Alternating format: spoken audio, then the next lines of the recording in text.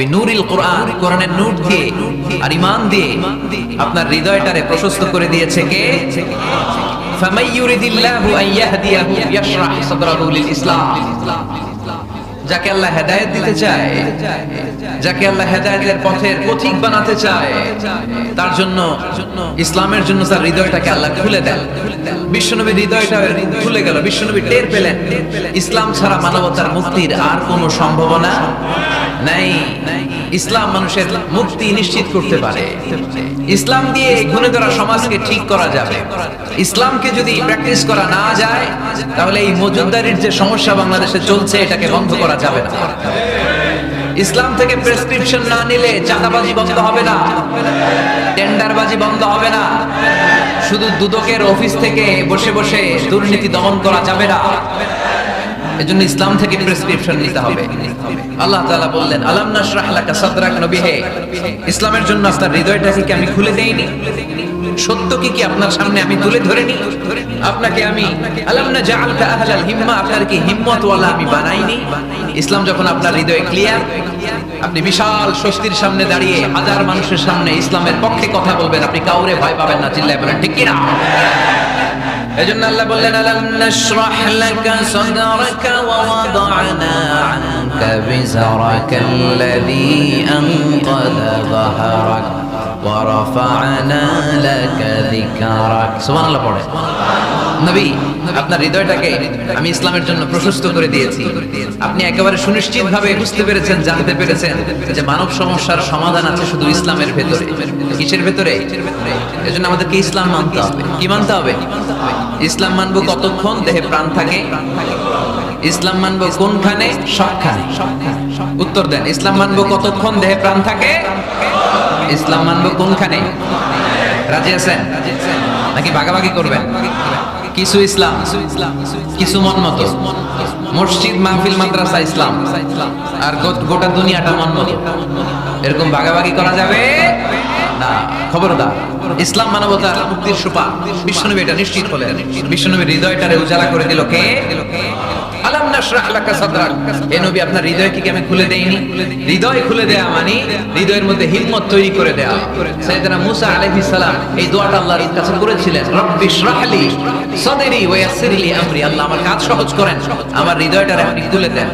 সাইয়েদনা মুসা আলাইহিস সালাম আল্লাহর কাছে চেয়েছেন আল্লাহ যেন হৃদয় খুলে দেয়, কিন্তু আমার নবী চাওয়ার আগেই আমার নবীর হৃদয়টারে খুলে দিয়েছে কে? আবার অনেক মুফাসসিরিন ইকরাম বলেছেন, এখানে শারহে সাদর দ্বারা শাককুস সাদর উদ্দেশ্য, মানে সিনা চাক। আমার নবীর জীবনে পুরো জিন্দেগিতে 3 বার সিনা চাক হয়েছিল। কয়বার? সিনা চাক মানে বক্ষ বিদীর্ণ করা, ইংরেজিতে বলে ওপেন হার্ট সার্জারি। কি বলে? আপনাদের এই এলাকায় কারো হয় নাই? শুনছেন না এটা? ওপেন হার্ট সার্জারি, গলা থেকে নাভি পর্যন্ত একেবারে কেটে ফেলে। বিশ্বনবীকে এবার 3 বার এভাবে ওপেন হার্ট সার্জারি করা হয়েছে। একবার যখন বিষ্ণু ইসা ইসলাম বনু সাদ গোত্রে ছিল তখন, দ্বিতীয়বার যখন কোরআন নাজিল হবে তার আগ দিয়ে তখন, 3 নম্বরে বিষ্ণু ইসা ইসলামকে যখন ঊর্ধ্ব জগতের অনেক দামি দামি জিনিস দেখানো হবে ওই মেরাজ রজনীর সময়টাতে, তখন সুবহানাল্লাহ। বিষ্ণু বললেন, আমি উম্মে হানির ঘরে শুয়েছিলাম, আমাকে ছাদ 2 ভাগ করে ছাদের উপর দিয়ে নিয়ে হাতিমে কাবাতে শুইয়ে দেয়া, গলা থেকে নাভি পর্যন্ত ছেড়ে ফেলা হলো। আমার হৃদয়টাকে বের করে জমজমের পানি দিয়ে ক্লিন করা হলো। আমার হৃদয়ে জ্ঞান, আমার হৃদয়ে ঈমান আর প্রজ্ঞা দিয়ে পরিপূর্ণ করা হলো। অনেক মুফাসসিরিন ইকরাম বলেছেন, আলাম নাশরাহ লাকা সাদরাক মানে হচ্ছে, হে নবী, আমি কি আপনার বক্ষ বিদীর্ণ করি নাই? কেউ কেউ বলেছেন এটা দ্বারা উদ্দেশ্য হচ্ছে বিশ্বনবীর বক্ষ বিদীর্ণ করার মধ্য দিয়ে বিশ্বনবীকে আল্লাহ তাআলা ব্রড মাইন্ডেড বানিয়েছেন। সুবহানাল্লাহ পড়ে। বিশ্বনবী কি ন্যারো মাইন্ডেড ছিলেন? কি ছিলেন? জোরে বলেন, আরো জোরে। ব্রড মাইন্ডেড, উদার, আকাশের মতো বিশাল, সাগরের মতো বিশাল, পাহাড়ের মতো সুউচ্চ ছিল বিশ্বনবীর হৃদয়। ঠিক কি না? শুধু মুমিনদের জন্য এই বিশ্বনবীর হৃদয়ে মায়া ছিল না, কাফেরদের জন্য মায়া ছিল। সুবহানাল্লাহ পড়ে। রাহমাতাল লিল আলামিন। আমার নবী কি ছিল? সবাই বলে, ওমা আরসালনাকা ইল্লা রাহমাতাল লিল আলামিন। I have sent you as a mercy for the entire universe. নবী হে, আমি আপনাকে গোটা বিশ্বের সবার জন্য রহমত করে প্রেরণ করেছি। রাহমাতাল লিল আলামিন। আল্লাহ এখানে চাইলে বলতে পারতেন রাহমাতাল লিল মুসলিমিন, নবী আপনি শুধু মুসলিমদের জন্য রহমত, এটা বলছে? নবী আপনি শুধু মুত্তাকিদের জন্য রহমত বলছে? চাইলে বলতে পারতেন নবী আপনি শুধু রাহমাতাল লিল মুসাল্লিন, যারা মসজিদে যায় মুসল্লি নামাজ পড়ে তাদের জন্য রহমত বলেছে? কি বলছে? রাহমাতাল লিল আলামিন, I have sent you as a mercy for the entire universe, গোটা বিশ্বের জন্য আপনি রহমত। সুবহানাল্লাহ পড়েন। সবার জন্য রহমত, সবার জন্য হৃদয় দিল দরিয়া। এজন্য তিনি ছিলেন ব্রড মাইন্ডেড, কখনো মানুষের ক্ষতি করতে চাইতেন না। এমনকি যুদ্ধের ময়দানে যেখানে আপনি প্রতিপক্ষকে আঘাত করবেন সেখানেও বিশ্বনবী ক্ষয়ক্ষতিকে মিনিমাইজ করার ট্রাই করতেন। তিনি যখন খায়বার দুর্গে আক্রমণ করবেন তার মিলিটারিকে, বিষ্ণু ঈসা ইসলাম মিলিটারিকে 5 ভাগে ভাগ করতেন। 5 ভাগে ভাগ করতেন। কি কমান্ডার ছিলেন তিনি? এক ভাগের নাম মুকদ্দামাতুল জাইশ, ফ্রন্ট উইং। ডান দিকে একটা থাকতো মাইমানা, বায়ে একটা থাকতো মাইসারা, মাঝখানে যে ব্যাটালিয়ন থাকতো এটার নাম কালব, পেছনেরটার নাম খালফ। সুবহানাল্লাহ পড়েন। এজন্য বিশ্বনবী যখন অ্যাটাক করতেন তখন সবাই বলতো জাল মুহাম্মদ ওয়াল খামিস, মুহাম্মদ তার 5 উইং এর ব্যাটালিয়ন নিয়ে আমাদের উপর আক্রমণ করেছে। যুদ্ধের ময়দানে তিনি ঘোষণা দিতেন, খবরদার, এই যে ইহুদিদের উপর আক্রমণ করবা, যুদ্ধ করবা, কোন নারীদের গায়ে হাত তোলো না, শিশুর গায়ে হাত তোলো না, বৃদ্ধ বৃদ্ধার গায়ে হাত তোলো না, খ্রিস্টান পাদ্রী বাবা যারা আছে, ফাদার অফ ক্রিশ্চিয়ান, পাদ্রীদের গায়ে হাত তোলো। যুদ্ধ করতে যে গবাদি পশু মেরো না, গাছপালাগুলো ভেঙো না। সুবহানাল্লাহ করতে মনে চায় না? গেছে যুদ্ধ করতে, গেছে কি? কিন্তু ক্ষয়ক্ষতি মিনিমাইজ করার জন্য কি চেষ্টা করতেন? কি রহমতের নবী, সবাইকে সম্মান করতেন, সবাইকে মানুষ হিসেবে দেখতেন। আমরা ভাগ করে ফেলি, আমরা দেখা মাত্রই যদি দেখি মাথায় টুপি আর দাড়ি, তখনই ভাবা শুরু করি এটা কার মুরিদ? কি সরসিনার মুরিদ, না চরমনায়ের মুরিদ, না আটরশির মুরিদ, না অমুক জায়গার মুরিদ? অথবা আমরা বলতে শুরু করি কি জামাত করে, না খেলাফত মজলিস করে, না ইসলামী আন্দোলন করে, না তাবলীগ করে। ভাগাভাগি আছে না নাই? কিন্তু আমরা তাকে মানুষ হিসেবে দেখি না। আগে দেখতে হবে মানুষ। আপনার চোখ দিয়ে যা দেখবেন এগুলো মানুষ, এগুলো সবাই মানুষ। বিশ্বনবী মানুষ হিসেবে সবাইকে ট্রিট করতেন। সাহাবাদেরকে নিয়ে বিশ্বনবী বসে আছেন, একটা লাশ নিয়ে যাওয়া হচ্ছে, লাশ দেখে বিশ্বনবী দাঁড়িয়ে গেলেন। সাহাবারা বললেন, ইয়া রাসূলুল্লাহ, আপনি দাঁড়ালেন যে? ইন্নাহু ইয়াহুদি, এটা ইহুদির লাশ। ইন্নাহু ইয়াহুদি, এটা তো ইহুদির লাশ, বসেন, দাঁড়ালেন যে? বিশ্বনবী বললেন, আওয়ালাইসাত নাফসান, এটা কি মানুষ না? সুবহানাল্লাহ পড়বেন না? আওয়ালাইসাত নাফসান, হোক না ইহুদি, হোক না খ্রিস্টান, হোক না আস্তিক আর নাস্তিক, এটা কি মানুষ নয়? সে মানুষ। সবার উপরে মানুষত্ব তাহার উপরে নাই। মাখলুকাতের মধ্যে সবচাইতে বেশি শ্রেষ্ঠতম হচ্ছে মানুষ। বিশ্বনবী সবাইকে মানুষ হিসেবে ট্রিট করতেন। এজন্য বিশ্বনবী হচ্ছেন সবচেয়ে বেশি ব্রড মাইন্ডেড, মানে খোলা মনের, বড় মনের, দিল দরিয়া। ন্যারো মাইন্ডেড ছিলেন না। আমরা ন্যারো মাইন্ডেড, আমরা অল্পতে ঝগড়া বাঁধিয়ে দেই, আমরা অল্পতে অন্যকে গালমন্দ করি, আমরা অল্পতে ভাগাভাগি করি। ভাগাভাগি করবেন না, সহজ করে ইসলামকে উপস্থাপন করুন। আর দ্বীন ইউসরুন লা উসরা ফি। আমার প্রিয় ফরিদপুরের ভাইরা, দ্বীন সহজ, এটার মধ্যে কাঠিন্যতা নাই। আমরা এটাকে কঠিন বানাইছি। আমি প্রায় বিভিন্ন মাহফিলে বলি যে আল্লাহ ছাড় দেয় কিন্তু মাওলানা ছাড় দেয় না। আছে না নাই? আল্লাহ ঠিকই ছেড়ে দিয়েছে। মৌলভী ছাড় দেয় না। বিশ্বনবী সাহাবাদেরকে নিয়ে বসা, এক বেদুইন এসে মসজিদের ভিতরে উট ঢুকায় দিয়েছে, মসজিদে নববীতে, আর মসজিদের মাঝখানে বসে পেশাব করা শুরু করে দিয়েছে। আপনাদের এখানে ফরিদপুরের সবচেয়ে বড় মসজিদ কোনটা? কি নাম? এই কেন্দ্রীয় জামে মসজিদের ভিতরে যদি এক হিন্দু ঢুকে পেশাব শুরু করে কি করবেন? হ্যাঁ, ওই কয় কোবায় আলাম তো আবেগে ওরে পিটানো শুরু করবে সবাই। সাহাবারাও তাই শুরু করলেন, মারতে উদ্ধত হলেন। বিশ্বনবী বললেন, এই রাখো না, ওরে পেশাব করতে দাও, পেশাব করতে দাও। এর কারণ, কেউ যখন ইউরিন পাস করে, স্টুল পাস করে, তখন এটা থেকে ধীরে সুস্থে করতে দিতে হয়। এজন্য টয়লেটে কেউ ঢুকলে জোরে বাড়ি দিবেন না। তাহলে খবর আছে, কাশি দিবেন, যে একটু কাশি দিবেন, এরকম। হ্যাঁ, তো এরকম কাশি দিবেন। অথবা পায়চারি করবেন। যদি পায়চারি করেন তাহলে সে বুঝবে সামওয়ান ইজ ওয়েটিং আউটসাইড, সামনে একজন ওয়েটিং করতেছে বাইরে, আমাকে বেরোতে হবে। কিন্তু আপনি যদি ওরা ডাক দেন, কুদ্দুস রে, কুদ্দুস কইবা আমি নাই। কারণ এটা ভয়ঙ্কর একটা বিষয়। আপনি যখন ইউরিন পাস করছেন খুব স্মুথলি করতে হয়, তখন ডাক দিলে পেশাব আটকায় গেলে আপনার ভয়ঙ্কর রোগ হতে পারে। কি ফিলোসোফার ছিলেন, কি বড় ডাক্তার ছিলেন বিশ্বনবী মুহাম্মদ সাল্লাল্লাহু আলাইহি ওয়াসাল্লাম। বিশ্বনবী বললেন, ওরে দেখো না, কাজ সারতে দাও। ইচ্ছা মতো বেটা পেশাব করার পরে বিষ্ণুনবী গেলেন, যে বললেন তুমি যে পেশাব করেছো তুমি কি জানো এই জায়গাটা কি? বেদুইন বলে না আমি তো জানি না এই জায়গাটা কি। বিষ্ণুনবী বললেন এটা আমাদের ইবাদতগাহ। এটা আমাদের কি? ইবাদতগাহ। এখানে ঢুকে আমরা আমাদের রবরে ডাকি, আল্লাহরে ডাকি, আমরা নামাজ পড়ি, জিকির করি, তাসবিহ পড়ি, এটা আমাদের ইবাদতগাহ। কাজটা করা তোমার মোটেও ঠিক হয় না। লোকটা অবাক হয়ে গেল, ঘটনা কি? তাদের ইবাদতগাহে আমি পেশাব করেছি আর আমাকে জামাইয়া দাও, আর আমাকে এত সুন্দর করে বলে যে এটা ইবাদতগাহ। আমাদের ইবাদতগাহের ভিতরে যদি কেউ এরকম করতো ওরে তো একেবারে সাইজ করে ফেলতাম। সে অবাক হয়ে গেল, সে জিজ্ঞেস করলো হু আর ইউ, কে আপনি? বিষ্ণুই বললেন আনা মুহাম্মদ সাল্লাল্লাহু, আমি শান্তির ধর্ম ইসলামের প্রেরণার বাণীবাহক। আমি লা ইলাহা ইল্লাল্লাহ মুহাম্মাদুর রাসূলুল্লাহ এই বাণী দিয়ে গোটা বিশ্বে বিপ্লব তৈরি করতে এসেছি। বেদুইন বলল আমাকেও আপনার বিপ্লবে শরীক করে নেন। ইসলাম মারামারি কাটাকাটিতে আসে নাই, আপনার ব্রড মাইন্ডেড অ্যাটিটিউড দেখে হিন্দু ভাইরা কালিমা পড়ে মুসলমান হয়ে যাবে। এজন্য আল্লাহ বললেন আলাম নাশরাহ লাকা সাদরাকা ওয়া ওয়াদা'না আনকা বিজরাক আল্লাযী আনকাদা যাহরাক ওয়া রাফা'না লাকা যিকরাক। সুবহানাল্লাহ পড়েন। আলাম নাশরাহ লাকা সাদরাক, নবী হে আমি কি আপনারে ব্রড মাইন্ডেড বানিয়ে দেই নাই? এটা আপনার জীবনে বড় নিয়ামত।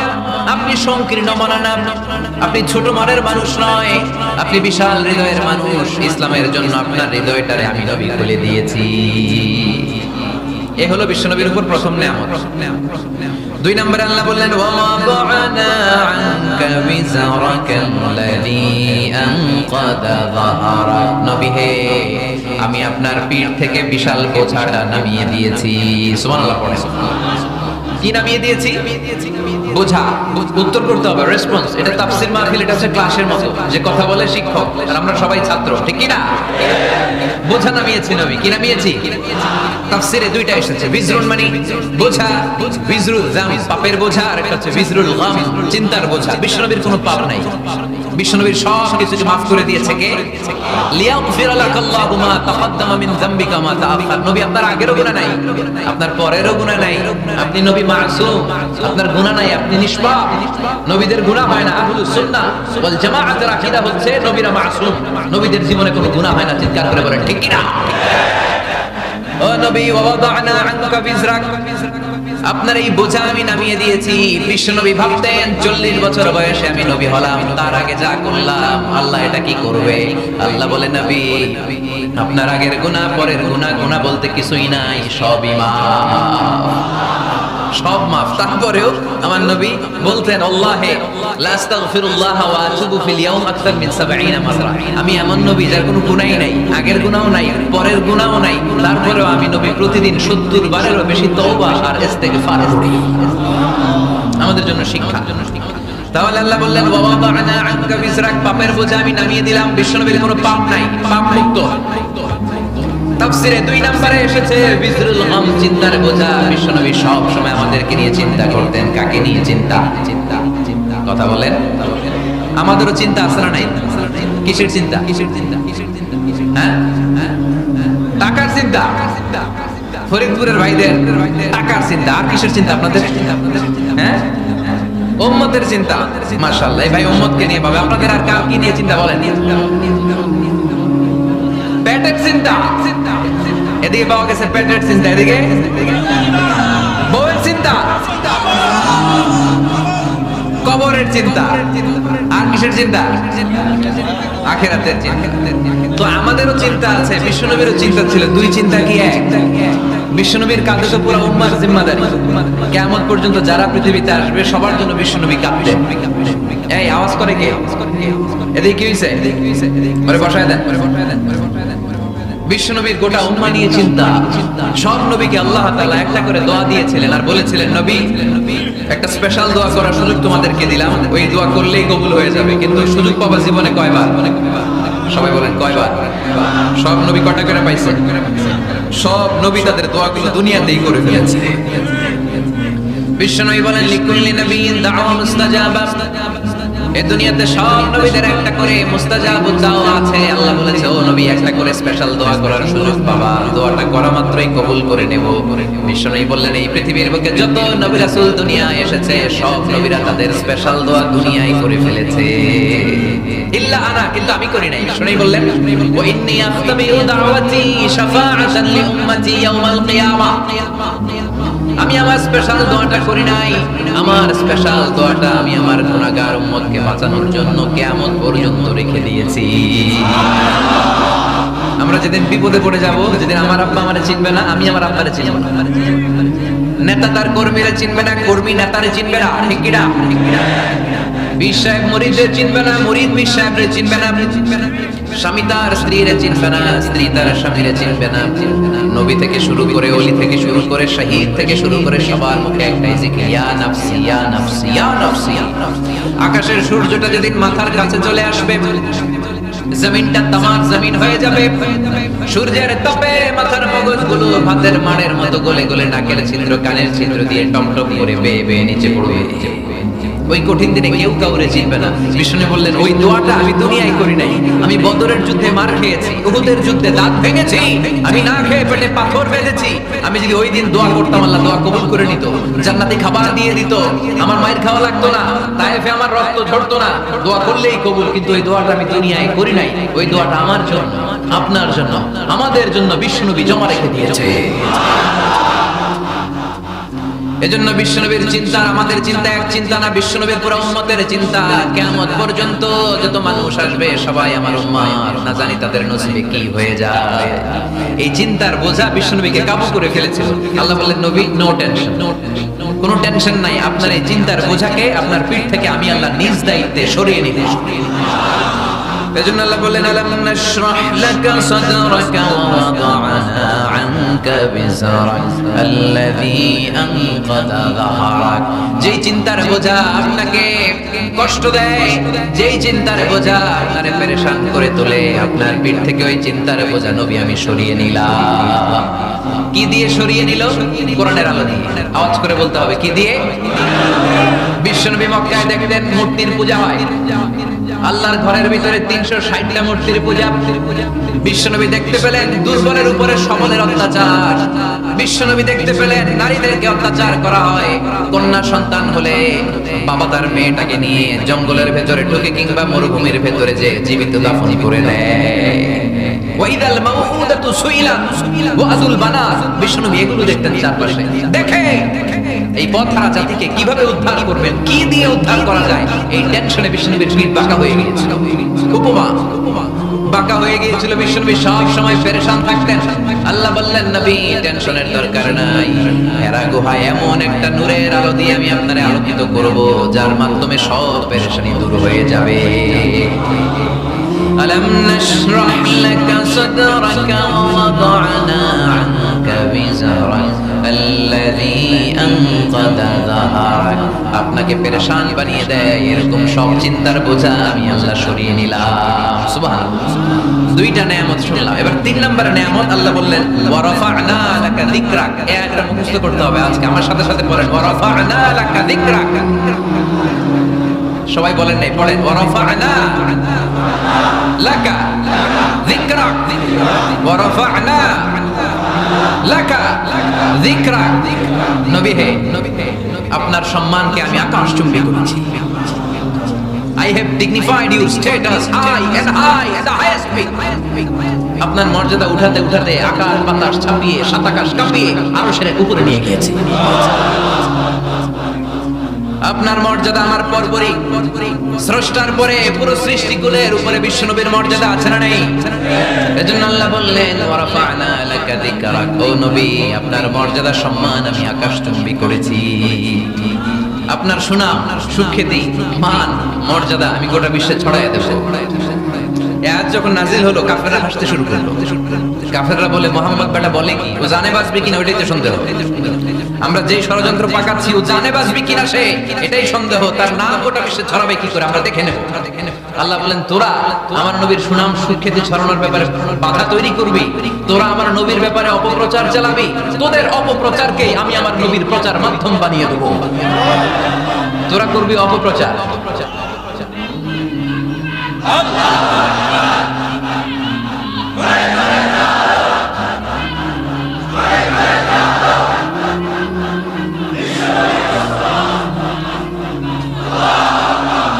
তোদের অপপ্রচারকে আমি আমার নবীর জন্য প্রচার মাধ্যম বানিয়ে দেব।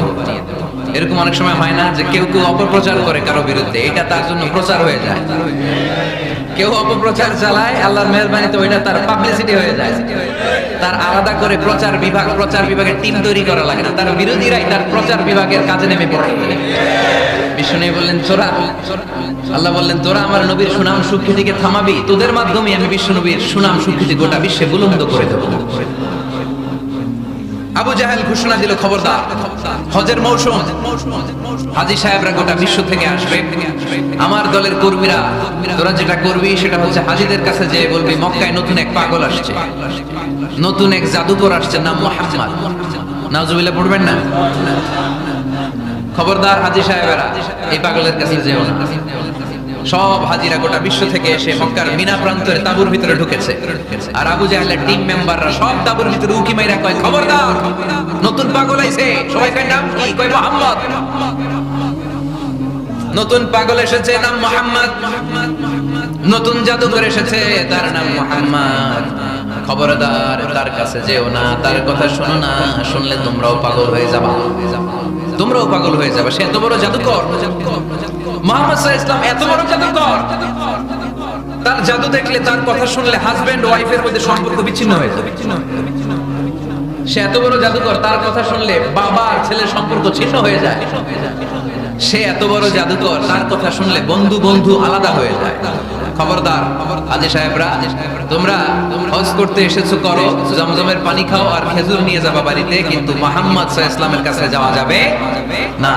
আচ্ছা, আপনারা বুঝে শুনে উত্তর দেন। এই যে লক্ষ লক্ষ হাজী মিনার তাঁবুতে বসা, আর আবু জাহেলের লোকটা যে বললো নতুন জাদুকরের নাম মুহাম্মদ, তার কাছে যেও না, এই লক্ষ লক্ষ হাজীরা এর আগে জীবনেও মুহাম্মদ সাল্লাল্লাহু আলাইহি ওয়াসাল্লামের নাম শুনছে?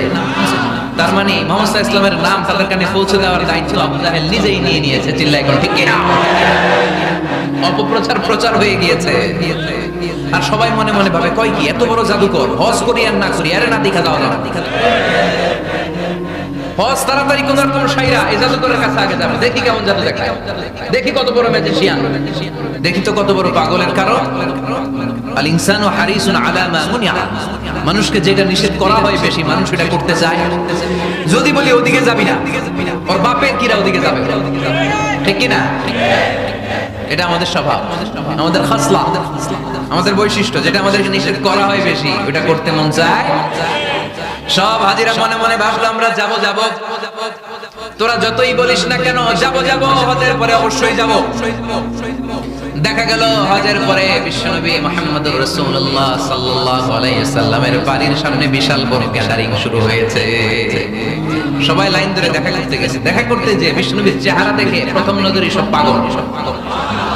চাঁদের চেয়ে সুন্দর তুমি নবী আমার কামলিওয়ালা, চাঁদের চেয়ে সুন্দর তুমি নবী আমার কামলিওয়ালা, দু জাহানের বাদশাহ তুমি প্যারা নবী সাল্লাল্লাহু আলা, দু জাহানের বাদশাহ তুমি প্যারা নবী সাল্লাল্লাহু আলা, চাঁদের চেয়ে সুন্দর তুমি নবী আমার কামলিওয়ালা।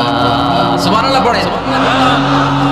এত সুন্দর চেহারা, বিষ্ণু ঈসা ইসলামের চেহারার মতো এরকম চেহারার মানুষ পৃথিবীতে আছে?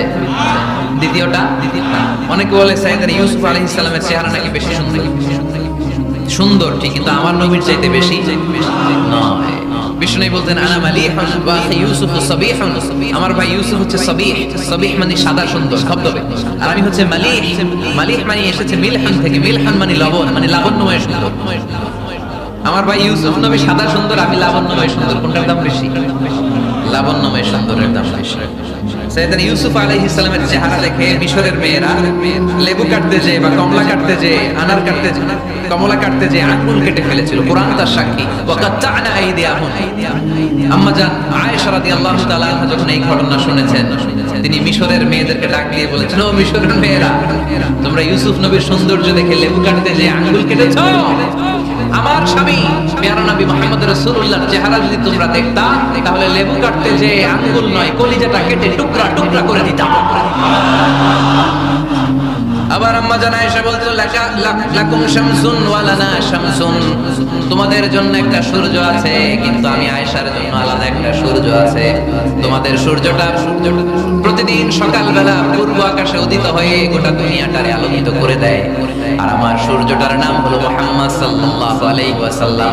মসজিদে নববীতে এশার নামাজের পরে আমার সূর্যটা আমার ঘরে উদিত হয়। তোমাদের সূর্য সকালবেলা পূর্ব আকাশে উঠে গোটা দুনিয়াটারে আলোকিত করে, আমার সূর্য মুহাম্মদ এশার নামাজের পরে আমার ঘরের ভেতরে যখন উকি দেয় আমার পুরো ঘরটারে আলোকিত করে দেয় কে? এত সুন্দর চেহারা ছিল, ওনার চেহারার নূর দিয়ে হারানো সুই খুঁজে পেয়েছে বিশ্বনবীর স্ত্রীরা। চিল্লায় করে আল্লাহু আকবার। বিশ্বনবীর চেহারার সৌন্দর্যের সাথে কারো সৌন্দর্যের কোনো মিল হবে? No comparison with our beloved Prophet Muhammad sallallahu alayhi wa sallam. Whether it's the fitness, whether it's the appearance, whether it's the status, no comparison with our Prophet.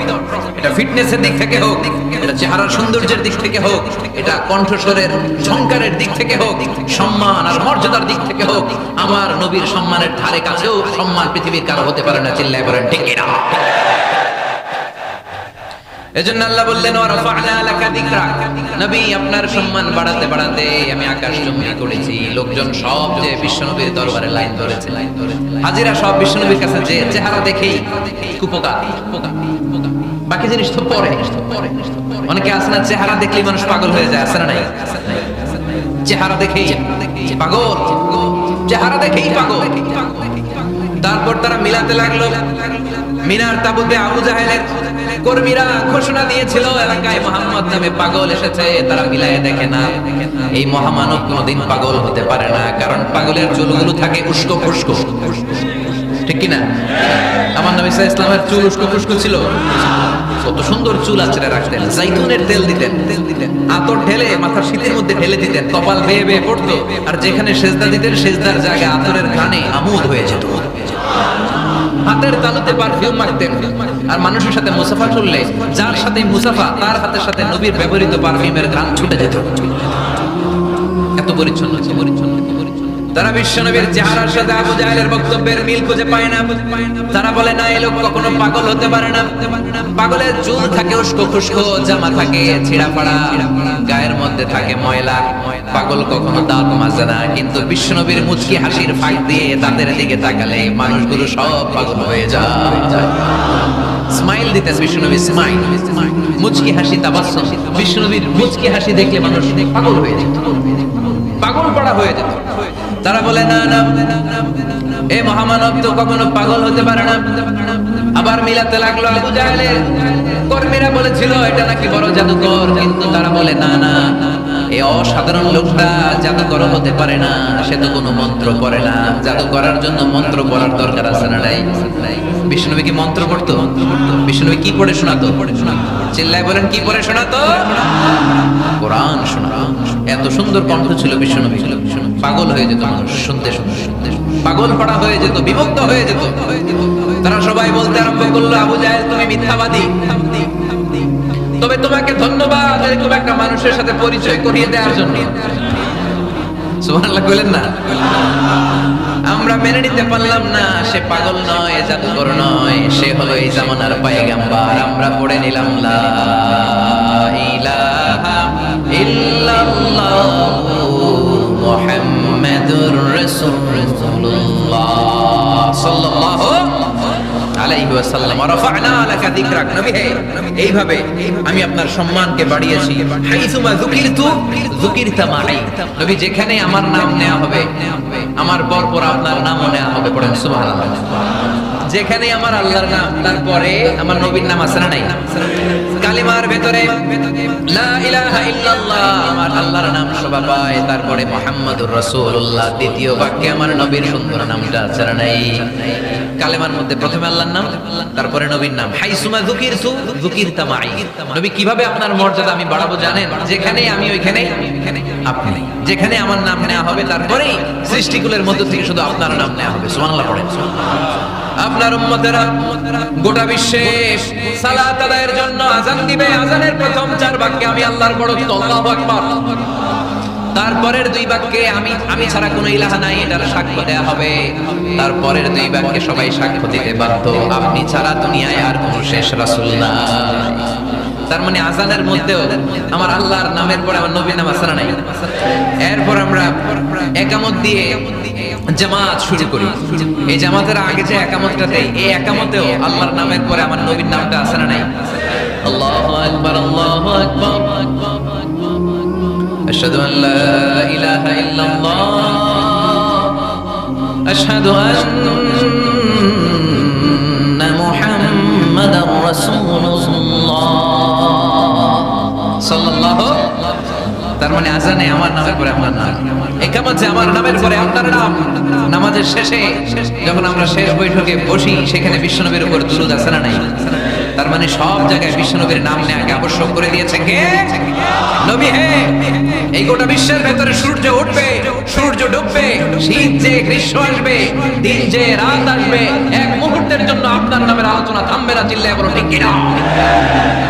রাফা'না Laka যিকরাক, I have dignified your status very high, very high, অনেক উপরে নিয়েছি, আকাশ বাতাস ছাপিয়ে, সাত আকাশ কাঁপিয়ে আরশ পর্যন্ত আমি আপনার মর্যাদাকে বুলন্দ করেছি। এই পৃথিবীতে যত আসমানি কিতাব এসেছিল সবগুলো আসমানি কিতাবে বিশ্বনবীর নাম উল্লেখ করেছে কে? তার মানে তাওরাতের ভেতরে বিশ্বনবীর নাম আছে না নাই?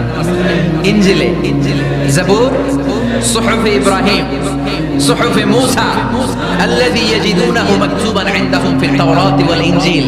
ইহুদিরা খ্রিস্টানরা বিশ্বনবীর মানতে চাইতো না, তারা বলতো মুহাম্মদ তোমার নাম তো আমাদের কিতাবে নাই। বিশ্বনবী বললেন পড়ো, তারা পড়তে পড়তে বিশ্বনবীর জায়গাটা লুকিয়ে রাখতো, যেখানে বিশ্বনবীর নাম ওরা এভাবে ধরে রাখে। বিষ্ণু ইসা ইসলাম এক সাহাবাকে বললেন আমি তো ওদের ভাষা বুঝি না, তুমি ওদের ভাষা বুঝে দেখো কোন জায়গায় সোরামিটা কর। প্রতিটা কিতাবে প্রতিটা পাতায় পাতায় বিশ্বনবীর নাম আছে না নাই? সাইয়েদনা আদম আলাইহিস সালাম থেকে শুরু করে ঈসা আলাইহিস সালাম পর্যন্ত যত নবী এসেছে সব নবী সুসংবাদ দিয়েছে যে একজন নবী আসবে, যে নবী আসার মধ্য দিয়ে এই আম্বিয়া আলাইহিমুস সালাম পৃথিবীতে আসার যে ধারাবাহিকতা, এই সিলসিলা, এই চেইনকে আল্লাহ তাআলা কাট করে দিবে। সাইয়েদনা আদম তার বংশধরদেরকে বলেছে, নূহ আলাইহিস সালাম তার প্রজন্মকে বলেছে, ইব্রাহিম আলাইহিস সালাম তার জেনারেশনকে বলেছে, মুসা আলাইহিস সালাম বনি ইসরাইলকে শুনিয়েছে। সর্বশেষ সাইয়েদনা ঈসা আলাইহিস সালাম এসে বলেছে ইয়াতি মিন বাদি ইসমুহু আহমদ, আমার পরে এমন এক নবী আসবে তার নাম, চিল্লায় বলে আহমদ বড় বিশ্বস্ত, সে কোন বন্ধু বলো বেশি বিশ্বস্ত, সে কোন বন্ধু বলো বেশি বিশ্বস্ত, কার কাছে মন খুলে দেয়া যায়, কার কাছে প্রাণ খুলে বলা যায়, হওয়া যায় অতি আশ্বস্ত, তার নাম আহমদ বড় বিশ্বস্ত। সুবহানাল্লাহ পড়েন। ইয়াতি মিন বাদি ইসমুহু আহমদ, আমার পরে এমন এক নবী আসবে তার নাম হবে আহমদ। এই নবীর পরে আর কোন নবী আছে? চিল্লায় বলেন লা নবিয়্যা বাদি ওয়ালা রাসূলা, আমার পরে কোনো নবীও নাই, আমার পরে কোনো রাসূলও নাই। তবে আমার পরে যদি নবী হওয়ার যোগ্যতা কারো থাকে, আমার উমরে ফারুক নবী হওয়ার যোগ্যতা রাখে। কোন নবী নাই, খাতামুন নবিয়্যিন, আমার পরে কোনো নবী নাই। তার মানে বিশ্বনবীর জীবনে 3 নম্বর নিয়ামত হলো রাফা'না লাকা যিকরাক, মর্যাদা আমি বাড়াতে বাড়াতে বাড়াতে বাড়াতে নবী অনেক উপরে নিয়েছি। আবার আল্লাহ আমাদেরকে ডেকে বললেন, ও ইমানদার বান্দারা শোনো, আমি স্বয়ং আল্লাহ তাআলা আমার ফেরেশতা বাহিনী নিয়ে এই নবীর উপরে স্বয়ং আমি দরুদ পড়ি। ইন্নাল্লাহা ওয়া মালাইকাতাহু ইউসাল্লুনা আলান নবী ইয়া আইয়ুহাল্লাযীনা আমানু সাল্লু আলাইহি ওয়া সাল্লিমু তাসলিমা। পড়েন আল্লাহুম্মা সাল্লি আলা মুহাম্মদ ওয়া আলা আলি মুহাম্মদ কামা সাল্লাইতা আলা ইব্রাহিম ওয়া আলা আলি ইব্রাহিম ইন্নাকা হামিদুম মাজিদ। اللهم بارك على محمد وعلى آل محمد كما باركت على إبراهيم وعلى ইব্রাহিম ইন্নাকা হামিদুম মাজিদ। চিৎকার করে পড়েন সুবহানাল্লাহ। এমন নবী যে নবীর উপর আল্লাহ নিজেই দরুদ পড়ে, ফেরেশতারা পড়ে, এজন্য আমাদের উপর দরকার আছে না নাই? আবার আল্লাহ বললেন নবী আপনি এমন নবী যেই নবীকে আমি হাউজে কাউসার দিয়েছি, লক্ষ লক্ষ নবীদের কাউরে কিয়ামতের দিন আমি হাউজে কাউসারের মালিক বানাবো না, শুধুমাত্র কেবলমাত্র একমাত্র আপনি ছাড়া। ইন্না আ'তাইনাকাল কাউসার ফাসাল্লি লিরাব্বিকা ওয়ানহার ইন্না শানিআকা হুয়াল আবতার। সুবহানাল্লাহ পড়েন। এই হাউজে কাউসারের পানি খেতে চান, পান করতে চান? বিশ্বনবী না দিলে খাইতে পারবো আমরা? হাউজে কাউসার পান করতে চান কারা? হাত তুলে দেখা।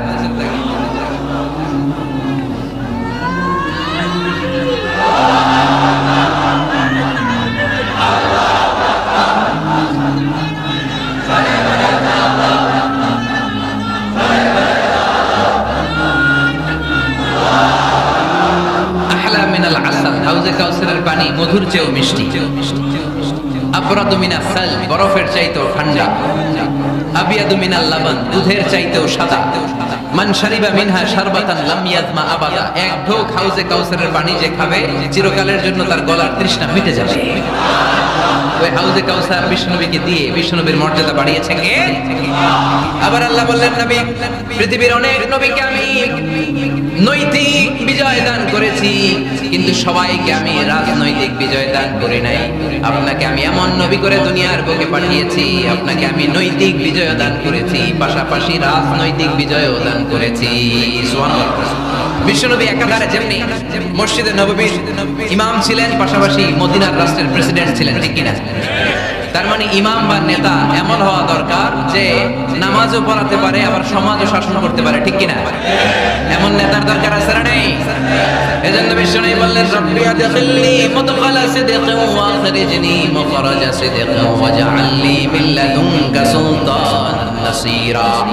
ও আল্লাহ আপনি আমারে সত্যতার সাথে মক্কায় রাখেন, বের করলেও সত্যতার সাথে বের করেন, আর আপনি আমাকে বিজয়ী শক্তি দান করেন। বিজয়ী শক্তি, রাজনৈতিক শক্তি বিশ্বনবী আল্লাহ তাআলার কাছ থেকে দোয়া করে চেয়ে নিয়েছেন, চিল্লায়ে বলেন ঠিক কিনা?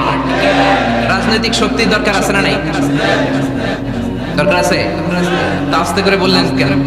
রাজনৈতিক শক্তি থাকার দরকার আছে না নাই? দেখেন বাংলাদেশ সৃষ্টি হয়েছে কত সালে বলেন? কত সাল? বাংলাদেশের বার্থডে কবে? 1971। এই 71 সালের পর থেকে আমাদের বাংলাদেশে সুদ আছে না নাই? কিন্তু সুদের বিরুদ্ধে ওয়াজ আছে না নাই? আলেম ওলামারা আজীবন সুদের বিরুদ্ধে ওয়াজ করছে। আমরা ওয়াজ আগে করতাম, এখন করতেছি, সামনেও করব, মাগার সুদ মরবে না। এর কারণ যেটা আইন করে প্রণয়ন করা হয় ওটা ওয়াজ করে মারা যায় না, ওটা আইন করে নষ্ট করতে হয়। চিল্লায় বলেন ঠিক কিনা? আমি সারা জীবন সুদের বিরুদ্ধে ওয়াজ করলে সুদ যাবে না, কিন্তু দেশনেত্রী মাননীয় প্রধানমন্ত্রী যদি কালকে ঘোষণা দেয় বাংলাদেশের কোনো ব্যাংকে ব্যাংকিং ফিনান্সিয়াল ট্রানজাকশনে কোনো সুদ চলবে না, তারপরের দিন থেকে বাংলাদেশে কোনো সুদ থাকবে না। চিল্লায় বলেন ঠিক কিনা? এজন্য সাইয়েদনা ওমর ফারুক বলতেন ইন্নাল্লাহা লা ইয়াযআউ বিল কুরআন মা ইয়াযআউ বিস সুলতান। আল্লাহ মাঝে মাঝে ক্ষমতার মাধ্যমে এমন কিছু করে যেটা আল্লাহ কোরআনের মাধ্যমেও করে না। চিল্লায় বলেন ঠিক কিনা? কালকে যদি ঘোষণা হয়ে যায় 5 ওয়াক্ত নামাজ যদি না পড়া হয় 5 বের, কয় বের? চেয়ারম্যান না পড়লে চেয়ারম্যানের পিছনে 5 বের, এমপি না পড়লে এমপির পিছনে 5 বের। কথা বলেন? মাননীয় প্রধানমন্ত্রী যদি এটা ঘোষণা দিয়ে দেয় যে কালকে থেকে নামাজ না পড়লে 5 বের, এটা সবার জন্য এই আইন। একটা বেনামাজি ভিসা পাওয়া যাবে? সব কই দৌড়াবে? মসজিদে ওযু থাকলেও দৌড়, না থাকলেও দৌড়। কারণ মায়ের উপরে কোনো ওষুধ আছে? কথা বলেন? কারণ মায়ের ভিটামিন আছে, মায়ের কি আছে? এজন্য ইন্নাল্লাহা লা ইয়াযআউ বিল কুরআন মা ইয়াযআউ বিস সুলতান। মাঝে মাঝে আল্লাহ ক্ষমতা দিয়ে এমন কিছু করে যেটা মাঝে মাঝে আল্লাহ কোরআন দিয়েও করে না। এজন্য অনেক নবীকে নৈতিক বিজয় দান করলো। বিশ্ব নবীকে শুধু নৈতিক বিজয় নয়, পাশাপাশি রাজনৈতিক বিজয়ও দান করেছে কে? তিনটা নেয়ামতের ঘোষণা দিয়ে আল্লাহ বললেন আলাম নাশরাহ লাকা সাদরাকা ওয়া ওয়াদা'না আনকা বিজরাক আল্লাযী আনকাদা যাহরাক ওয়া রাফা'না লাকা যিকরাক। পড়েন সুবহানাল্লাহ। নবী হে, আপনার মর্যাদা আমি অনেক বাড়িয়েছি। আপনার কথা শুধু মুসলমানেরাই বলে না, হিন্দুরাও বলে। আছে না নাই? গতকাল এক হিন্দু ভাই আমার হাতে হাত রেখে শাহাদা বাক্য পাঠ করে গাজীপুরে মুসলমান হয়ে গেছে। বিশ্বনবীর কথাগুলো যখন তারা শোনে তারা নিজেদেরকে ধরে রাখতে পারে না। আপনারা মহাত্মা গান্ধীর নাম শুনেছেন? তিনি ভারতের অবিসংবাদিত নেতা। বিশ্বনবীর ব্যাপারে কমেন্ট করেছেন যে এরকম নেতা পৃথিবীতে আর দ্বিতীয়টা কখনো হবে না। মহাত্মা গান্ধী কি মুসলমান না হিন্দু? গোটা বিশ্বের খ্রিস্টানরা বিশ্বনবীকে নিয়ে এখন মাতোয়ারা। মাইকেল এইচ হার্ট খ্রিস্টান, একটা বই লিখে গোটা বিশ্ব কাঁপিয়েছেন, the 100 ranking of the most influential people and person in the world. পৃথিবী কাঁপানো 100 জন মনীষীর জীবনী নিয়ে একটা বই তিনি করেছেন। এই 100 জন মনীষীর জীবনের মধ্যে যাকে নাম্বার 1 তিনি করেছেন, তিনি হচ্ছেন আমার নবী, আপনার নবী, প্যারা নবী, বিশ্বনবী মুহাম্মদ রাসূলুল্লাহ সাল্লাল্লাহু আলাইহি ওয়াসাল্লাম।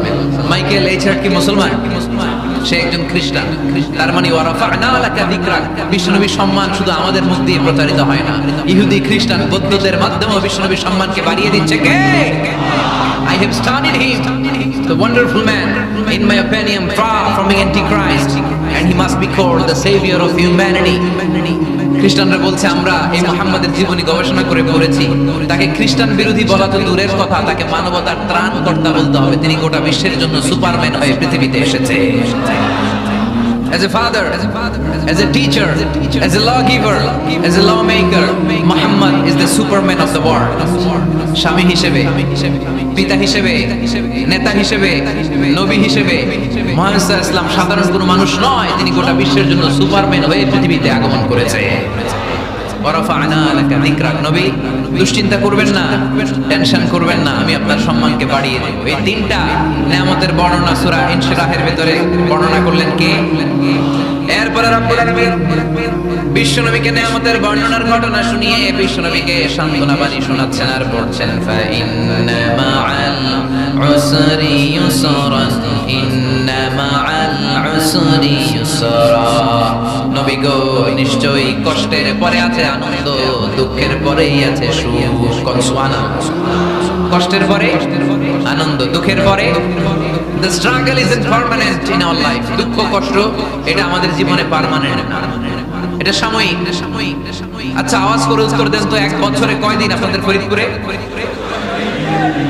কয়দিন? 365। গত 365 দিনে না খেয়েছিলেন কয়দিন? 20 দিন, 30 দিন। তার মানে অল্প কিছুদিন না খেয়েছিলাম, সারা বছরই খেয়েছিলাম, ঠিক কিনা? আচ্ছা, তো 365 দিনে অসুস্থ ছিলেন কয়দিন? 4-5 দিন, কিংবা 20 দিন, কিংবা 1 মাস, কিংবা 56 দিন, কিংবা 65 দিন। তার মানে বাকি 300 দিন আরামে ছিলাম কি ছিলাম না? তার মানে আমাদের জীবনে দুঃখ বেশি না আনন্দ বেশি? সুখ বেশি না কষ্ট বেশি? এজন্য আল্লাহ বললেন, খবরদার, মুমিন কখনো হেরে যায় না, মুমিনের হারাবার কিছু নাই। মুমিনের জীবনে যদি আনন্দ আসে, মুমিন শুকরিয়া করে, শুকরিয়া করলে সওয়াব আছে না নাই? আর মুমিনের জীবনে যদি দুঃখ আসে, মুমিন সবর করে, ধৈর্য ধরে, ধৈর্যেও সওয়াব আছে না নাই? তাহলে আমাদের সব দিক দিয়েই চলা, আনন্দের দিনগুলোতে শুকরিয়া করব আর দুঃখের দিনগুলোতে ধৈর্য ধরবো, দুইটার মধ্যে সওয়াব আছে না নাই? এজন্য বিশ্বনবী বললেন, আজাবান লি আমরিল মুমিন, মুমিনের বিষয়টা খুবই আশ্চর্যের। ফাইন আসাবাতু সাররাউন শাকারা, মুমিন যদি আনন্দে থাকে সে শুকরিয়া করে, শুকরিয়া করলে লাভ আছে না নাই? ওয়াইন আসাবাতু দাররাউন সাবারা, আর দুঃখে পড়লে সে সবর করে, ধৈর্য ধরে, ধৈর্য ধরলে সওয়াব আছে না নাই? তার মানে আমাদের হারাবার কিছু আছে। মাঝে মাঝে আল্লাহ আমাদেরকে দুঃখ কষ্ট দিয়ে পরীক্ষা করতে চান, এগুলো আমাদের জন্য খারাপ নয়। এই দুঃখ কষ্ট বিপদ আমাদের কোমরকে সোজা করে, আমাদের পায়ের মাটিকে শক্ত করে, চিল্লায় বলে ঠিক কিনা? প্রতিকূল পরিবেশে কিভাবে বাঁচতে হয় এই দুঃখ কষ্ট আমাদেরকে শেখায়। এজন্য মুমিন বান্দার বৈশিষ্ট্য হচ্ছে দুঃখ কষ্ট বেদনা জ্বালা এগুলোতে সে আপসেট হয় না, সে হাল ছেড়ে দেয় না, সে ভরসা রাখে একজনের উপর, চিল্লায় বলতে হবে তিনি কে? কারণ মুমিন জানে রাত্রি যত গভীর হয় অন্ধকার তমানিসা ভেদ করে সুবহে সাদিক হয়। মুমিন জানে গর্ভবতী নারীর পেটের ব্যথা যেই দিন বাড়তে থাকে ওই দিনই নতুন মেহমান আগমনের সময় ঘনাতে থাকে। মুমিন জানে তার জীবনে দুঃখ কষ্ট বিপদ যত বাড়তে থাকে সুখের দিন কাছে আসতে থাকে। এজন্য মুমিনের হারাবার কিছু নেই। ফাইন্না মাআল উসরি ইসরা, ইন্না মাআল উসরি ইসরা। নবী হে, কষ্টের পরেই আছে আনন্দ, দুঃখের পরেই আছে সুখ। আপনি সমস্যায় পড়েছেন, ওই সমস্যার সমাধানও আছে না নাই? এই পৃথিবীতে এমন কোন সমস্যা আছে যেটার সমাধান নাই? কথা বলেন। সমস্যা তৈরি করেছে কে? আবার সমাধানও দিয়েছে কে? Allah doesn't create a lock without its key. আল্লাহ কখনো চাবি না বানাইয়া ওটার তালা বানায় না। কথা কন। তালাও যেহেতু আছে, ওই তালার চাবিও বানিয়েছে কে? মা আনজালাল্লাহু দাআন ইল্লা আনজালাল্লাহু লাহু শিফা। আল্লাহ দুনিয়ায় এমন কোন রোগ পাঠায় নাই যে এই রোগের ঔষধ বানায় নাই, এমন কোন রোগ নাজিল করে নাই যে এই রোগের কোন চিকিৎসা বানায় নাই, হয়তো সেটা আবিষ্কার হয় নাই। অনেকে ক্যান্সারের কথা বলতে পারেন যে হুজুর ক্যান্সার এমন রোগ, এই ক্যান্সার তার নাই কোনো অ্যানসার, কিন্তু বিজ্ঞানীরা বলতেছে এটারও অ্যানসার আবিষ্কৃত হচ্ছে। সুবহানাল্লাহ কবেন না? কিছু কিছু ক্ষেত্রে হয়েও গিয়েছে। এজন্য দুঃখের পরেই আছে সুখ, কষ্টের পরেই আছে আনন্দ। এই দুনিয়াটাই এরকম, কষ্টের পরই আনন্দ। দেখবেন তারাবির নামাজ 20 রাকাত পড়তে কষ্ট লাগে না? কোমরে ব্যথা, হাঁটুতে ব্যথা, কিন্তু 20টা রাকাত যখন শেষ করে মসজিদ থেকে বের হই, একটা আনন্দ আছে না নাই? কষ্ট করে পরীক্ষার জন্য প্রিপারেশন নিলেন আপনি কয়েক মাস, কিন্তু ফলাফল যখন ভালো হয় তখন একটা আনন্দ আছে না নাই? সারাদিন রোজা রাখলেন রমজানে, কি কষ্ট, তৃষ্ণায় গলা ফেটে যায়, কিন্তু ইফতারির সময় যখন রুহ আফজা শরবতটা খাই, কেমন লাগে? একটা আনন্দ আছে না নাই? এজন্য আল্লাহ বললেন ফাইন্না মাআল উসরি ইউসরান, ইন্না মাআল উসরি ইউসরা। ও নবী, কষ্টের দিন মক্কায় অল্প কিছু দিন, মদিনাতে আনন্দের দিন অপেক্ষা করছে। আমাদের জীবনে যে দুঃখ কষ্ট আসে, আমরা ধৈর্য ধরব, তাওয়াক্কুল করব একজনের উপর, তিনি কে? কারণ আমরা বিশ্বাস করি কষ্টের দিন এটা চিরকালের জন্য নয়, সামনে আনন্দের দিন আমাদের জন্য সেট করে রেখেছে কে? তাহলে আমরা সূরাতুল ইনশিরাহ থেকে 3টা নিয়ামতের বর্ণনা শুনলাম, বিশ্বনবীকে কি সান্ত্বনা দেয়া হলো সেটা শুনলাম। এবার যেটা গাইডলাইন শুনে তাফসীর আমরা শেষ করব। শুনতেছেন? কষ্ট হচ্ছে তো ওঠা বসা করতেছেন কেন? উঠলেন কারা কারা? শেষ করে দিব? দোয়া করে দেই। কি গাইডলাইন দিলেন শুনবেন? কে কে শুনবেন না? হাত তোলেন।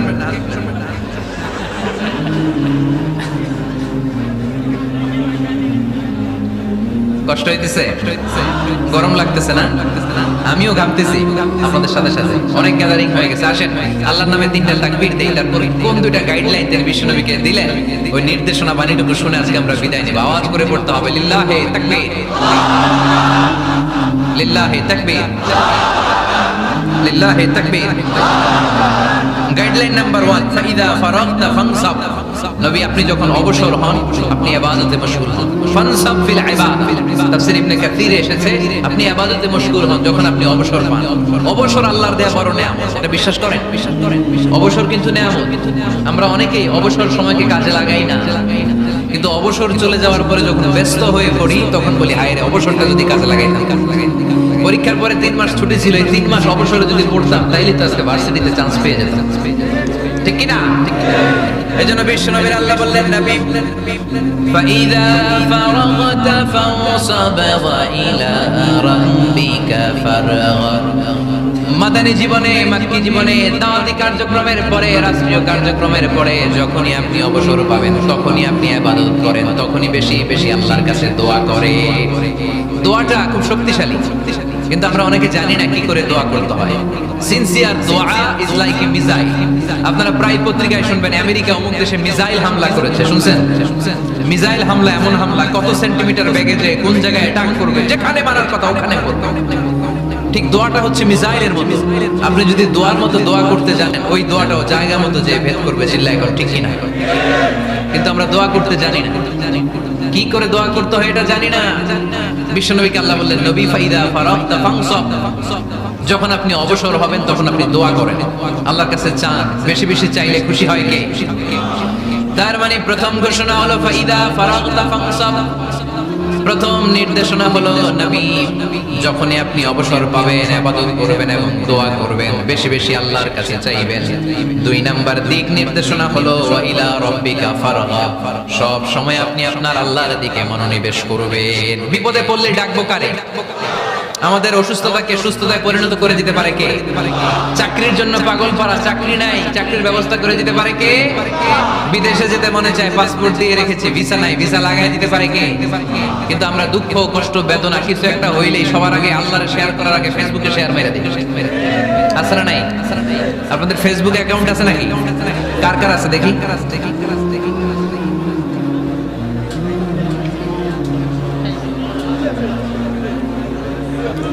আছে আছে, এটার জন্য আমরা ভালো কাজে লাগাই, ঠিক কিনা? আপনি চাইলেই এমন ভাবে ফেসবুক ফ্রেন্ড লিস্ট করতে পারেন যারা ভালো ভালো জিনিস শেয়ার করে, যারা মোটিভেশনাল জিনিস শেয়ার করে, ইসলামের পক্ষে কথা বলে। আপনার এক একটা শেয়ারে অনেকের জীবন বেঁচে যেতে পারে, ঠিক কিনা? একজন মুমূর্ষ রোগীকে বাঁচাতে রক্তের প্রয়োজন, রক্তের গ্রুপ এ পজিটিভ, যারা রক্ত দান করতে আগ্রহী তারা এই নম্বরে যোগাযোগ করুন। ফেসবুকে মাঝে মাঝে এরকম নিউজ আসে না নাই? আপনি just you put down in share, শেয়ারের মধ্যে একটা পুট করে দিলেন, একটু শেয়ার মেরে দিলেন, ছড়িয়ে পড়লো হাজার হাজার ফেসবুক ফ্রেন্ডদের কাছে। তাদের অনেকে ব্লাড দিতে আগ্রহী, সে তাড়াতাড়ি যে সেখানে ব্লাড ডোনেট করে আসলো। আপনার একটা শেয়ারের কারণে বেঁচে গেল অনেকগুলো প্রাণ। চিল্লায় এখন ঠিক কিনা? রক্তদানের মতো শ্রেষ্ঠ ইবাদত হতে পারে? আমরা মনে করি শুধু জিকিরি ইবাদত, আমরা মনে করি শুধু নামাজে ইবাদত। রক্তদান, এক ব্যাগ রক্ত থেকে অনেক মানুষকে বাঁচানো যায়। এর মধ্যে আছে হিমোগ্লোবিন, এর মধ্যে আছে প্লাটিলেট, আছে প্লাজমা। রক্তে একটা উপাদান আছে প্লাজমা, নাম শুনছেন? আগুনে পোড়া রোগীকে বাঁচাতে এই প্লাজমা লাগে। হসপিটালের বার্ন ইউনিটে যেয়ে দেখবেন মানুষ কিভাবে চিল্লায়। নুসরাত নামে একটা মেয়ে মারা গেল না, এক বদমাইশের কবলে পড়ে মারা গেল না? তাকে আগুন জ্বালিয়ে দেওয়া হয়েছিল তার গায়ে, তার প্লাজমা গুলো জ্বলে গিয়েছিল। আগুনে পোড়া রোগীর যে কি কষ্ট, একটু দেখার জন্য হসপিটালের